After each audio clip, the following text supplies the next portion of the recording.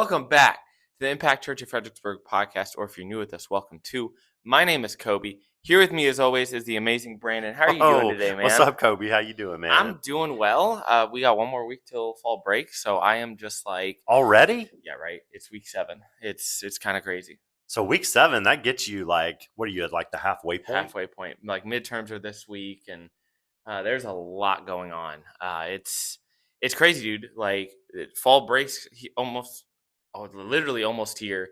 Like it's October. It's 80 degrees outside, which makes no sense. It's ridiculous. Yeah. And I'm just saying, I don't know if we talked about this last week or not, but it's sad because it's October. Starting in September, everybody wanted to wear their sweaters, the whole fall thing, their flannels. Everybody's just walking around sweating. Yeah, it's ridiculous. But I did hear, because I'm old, and so I keep track of the weather more now. Like, when you're in your 20s, you just don't even care what the weather says. Like, it's October, I'll wear whatever I want. When you're in your 40s, you actually find more fascination. I mean, I'm only a couple of months into this decade, but you find more fascinating. Start watching the Weather Channel. Start turning on the updates to your weather app. Really? Yeah, I just want to know when the rain's going to stop. It was fascinating because, growing up, we always had the Weather Channel on, or it always was there. Yeah. So is it like when you're a kid, you're interested? Yeah. Then you stop and then you get back to it, or what? Yeah, because when you're a kid, it's like I need to know how to dress for school. Okay. So maybe it's on in the mornings or whatever. The Weather Channel also has this really cool background music, so it's kind of calming. So you can just sit back and watch. And in between your little updates, you get to watch how hurricanes destroyed the earth.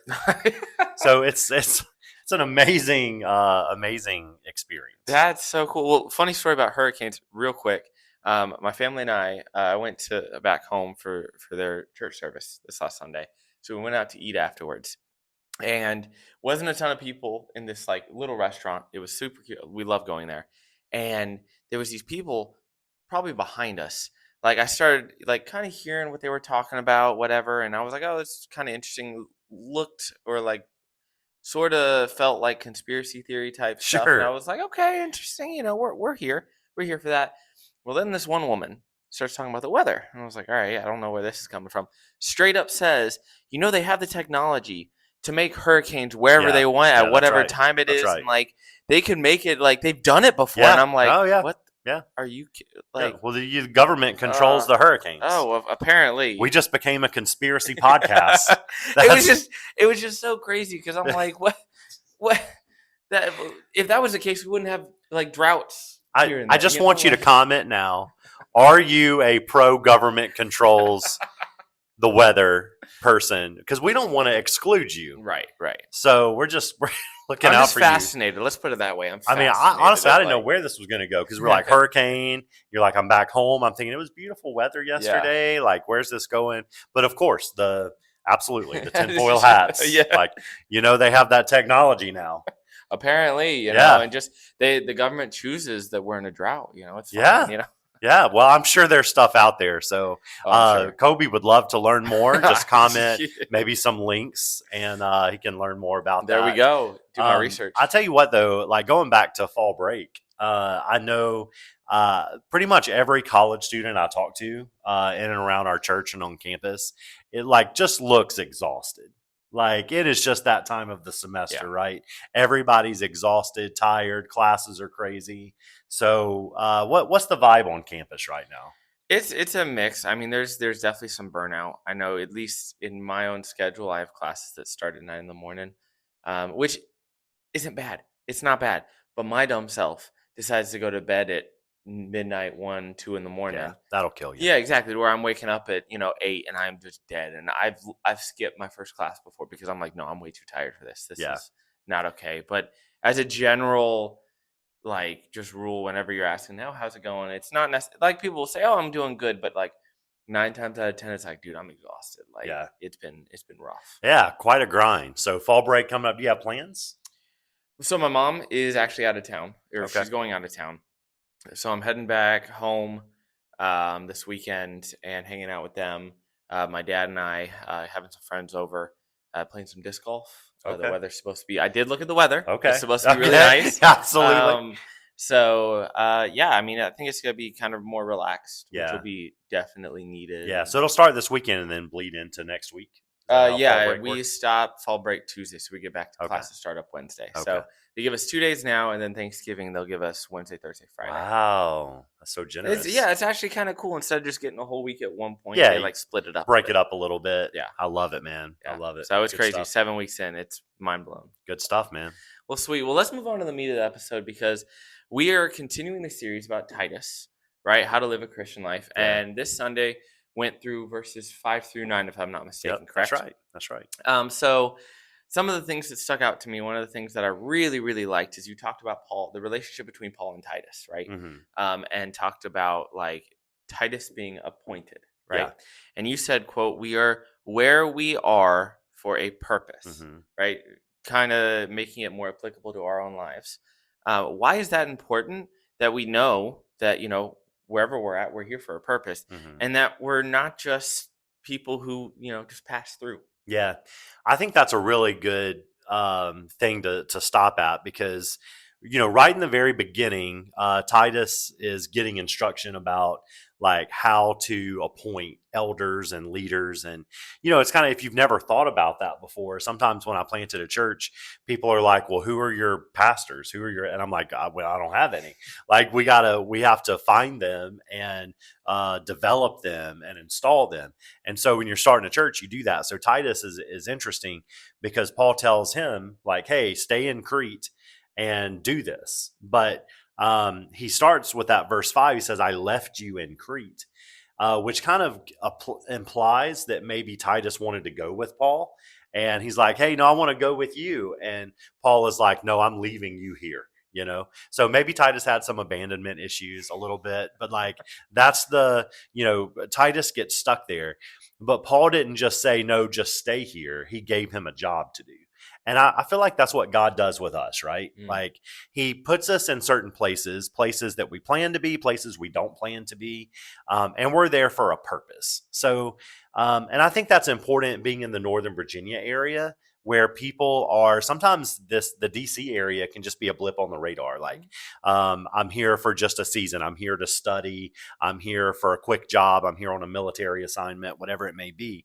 And you miss the purpose. You're just so focused on the calendar that you miss the actual purpose. So I think it's important, like take a college student, for example. If you're not careful, you'll get sucked into the idea that I'm going to be at a university on a campus for 2 years, 4 years, 5 years, 6 years, however long it takes you. I'm going to be on this campus for this long, and my purpose is to get a degree. Mhm. Okay.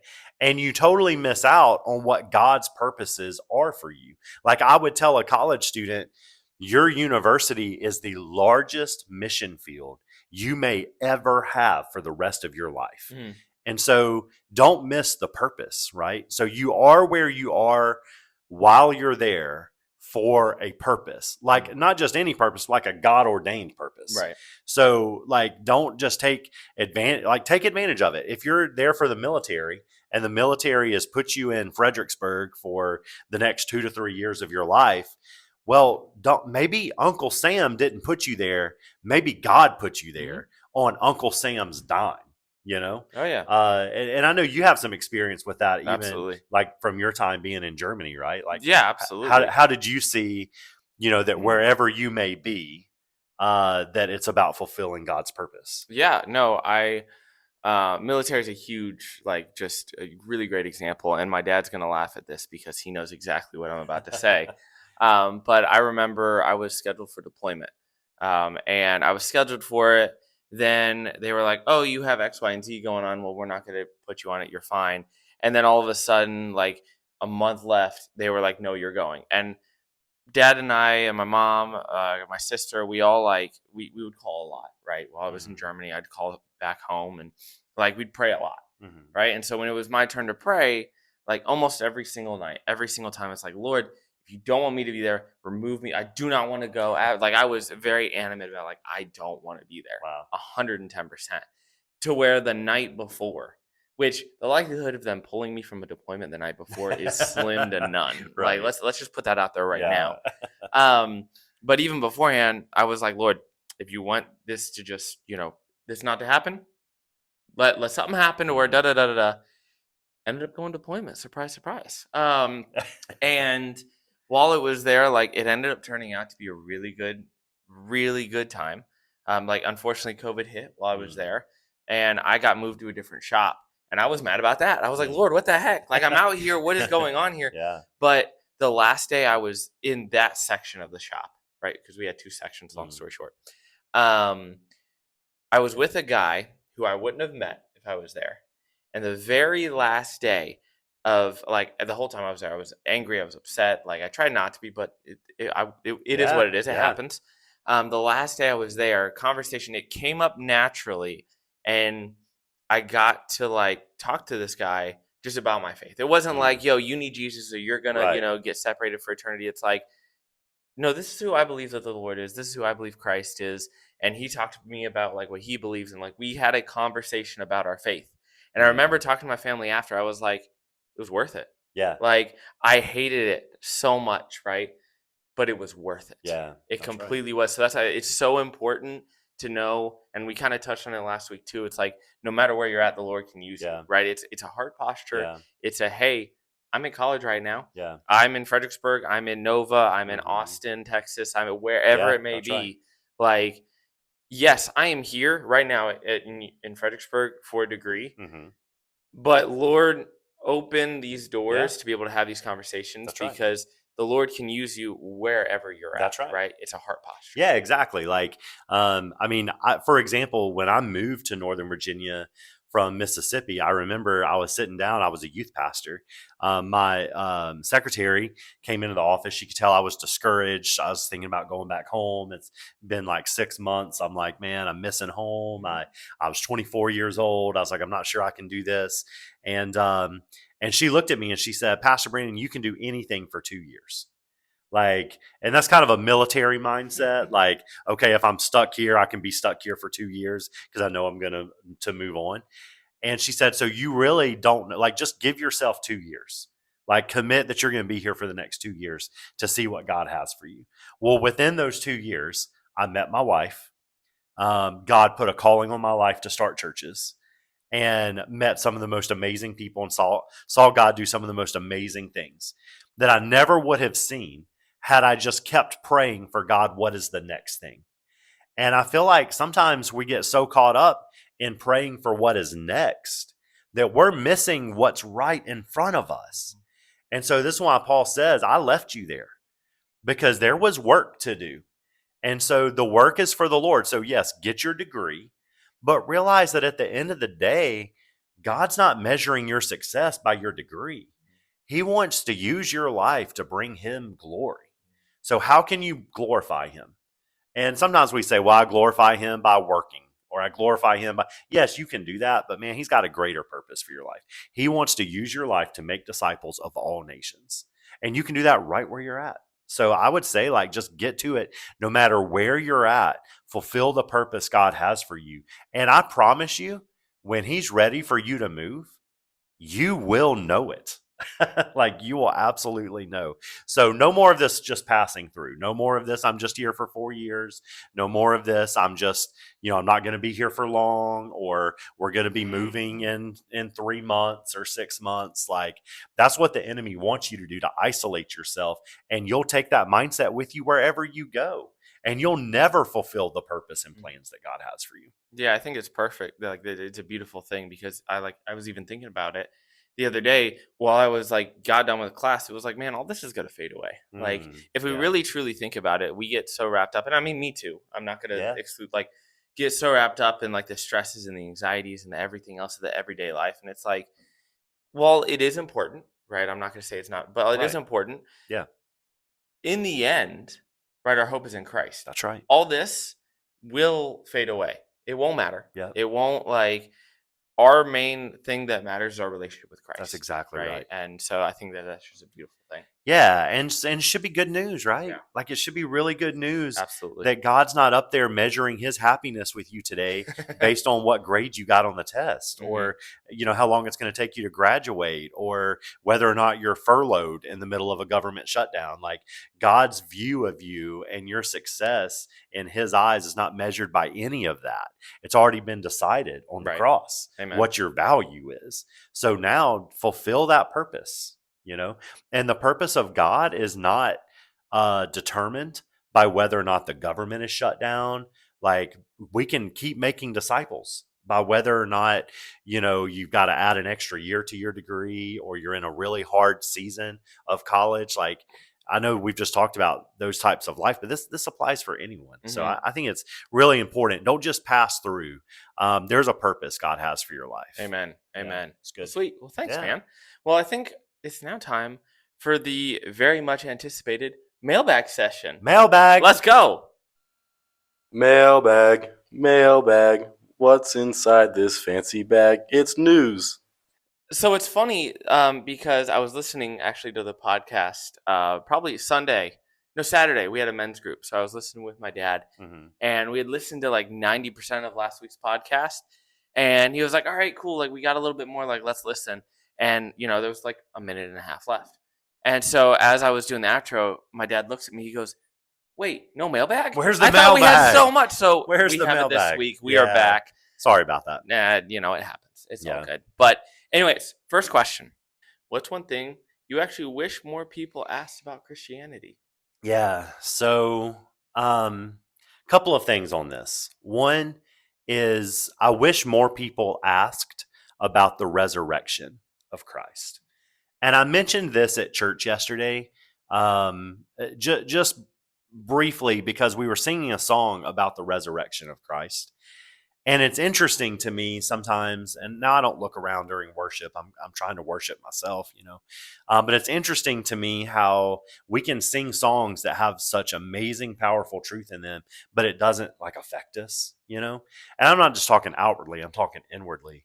And I just think, man, like, if we ever become a church where the resurrection of Christ doesn't cause our hearts to skip a beat, doesn't cause us to take pause and go, wait a minute, is this for real? Mm-hmm. Like we've missed the whole thing. It's like, just go ahead and throw out the bread and juice and the communion, because if we don't get enthralled by the resurrection of Christ, then what are we doing? So I wish more people asked about that.